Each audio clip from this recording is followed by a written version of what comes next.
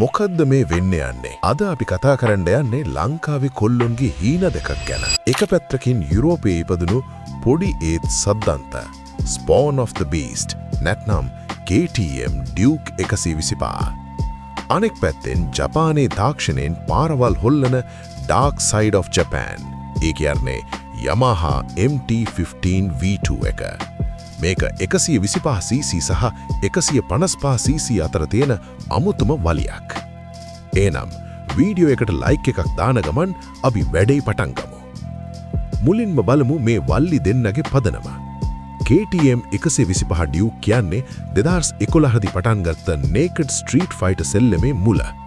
දැන් අපි කතා කරන්නේ 2023 අගදී එළියට දාපු 2024-2026 කාලයට ගැලපෙන්නම හදපු අලුත්ම ජෙනරේෂන් එක ගැන. මේකේ තියන්නේ අර 1390 Super Duke R එකේ ලුක් එකමයි. කිසිම ලෝභකමක් නැතුව මේකට ඉලෙක්ට්‍රොනික් ඔරෙන්ජ් වගේ සුපිරි කලර්ස් දීලා තියෙනවා. අනිත් පැත්තෙන් Yamaha MT-15 V2. මේක 2019 දී ඇවිත් 150cc මාකට් එක උඩු ඉටිකුරු කරපු බයික් එකක්. 2025 අගෝස්තුවල තමයි මේකේ අලුත්ම V2 අප්ඩේට් එක ආවේ.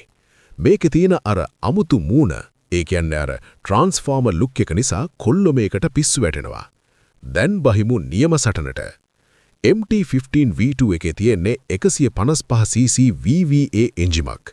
මේකෙන් 18.4 PS එකක පවර් එකකුයි 14.1 Nm ටෝක් එකකුයි දෙනවා. VVA නිසා low end එකේ වගේම high RPM වලත් පට්ට පිකප් එකක් තියෙනවා. හැබැයි KTM 125 Duke ගැන කතා කරනකොට ඒක 125cc වුණාට අතාරින්නේ නැහැ. මේකේ තියෙන්නේ අලුත්ම LC4C එන්ජිම. මේකෙන් 15 HP එකක පවර් එකකුයි 11.5 Nm ටෝක් එකකුයි දෙනවා. මේක 125cc ක්ලාස් එකේ තියෙන බලවත්ම එන්ජිම කිව්වොත් හරි. ඒ වගේම මේකේ තියෙන්නේ 6 ගියර් බොක්ස් එකක්. ඒ කියන්නේ මේක 125cc වුණාට හයිවේ එකක වුණත් කිසිම ගේමක් නැතුව 120 km/h වලක කිට්ටු කරන්න පුළුවන්. මෙතනදිනම් KTM එක ඉන්නේ වෙනම ලෙවල් එකක. Duke එකේ තියෙන්නේ 43mm WP Apex USD forks. ඒක සාමාන්‍යයෙන් high cc බයික්ස් වල දකින දෙයක්.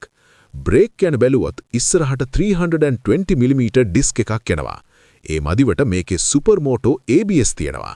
ඒ කියන්නේ ඕනනම් පස්ස රෝදේ ABS off කරලා පිස්සුවක් නටන්න පුළුවන්. හැබැයි MT-15 V2 එකේ තියෙන Delta Box frame එක සහ ඇලුමිනියම් ස්විං ආර්ම් එක නිසා මේක හරිම සැහැල්ලුයි. බයික් එක ඕන විදිහකට පාරෙන් නලවන්න පුළුවන්. ඉස්සරහට 37mm USD forks එනවා. මේකේ තියෙන assistant slipper clutch එක සහ අලුතෙන් ආපු traction control system එක රයිඩර්ට ලොකු ආරක්ෂාවක් දෙනවා. ලංකාවේ අපිට මේක හරිම වැදගත්. ලංකාවේ MT-15 V2 එක මෙතනදී රජෙක්. මේක ලීටරයට 48 සැහැන්වන 56 කිලෝමීටර්ස් වගේ සුපිරි දුරක් වැඩ කරනවා. ඒ කියන්නේ පවර් එකයි පිරිමැස්ම දෙකම තිරෙනවා. KTM 125 Duke එකත් නරකම නැහැ. ලීටරයට 41 කිලෝමීටර්ස් වගේ කරනවා. හැබැයි ඉතින් KTM පදින කොල්ලෝ තෙල් ගැන වැඩිය හිතන්නේ නැහැනේ. මම මේක කියවේ දත්ත දිහා බලලා. ඉතින් මීට වඩා වෙනස් අදහස් ඔයාට තියෙන්න පුළුවන්.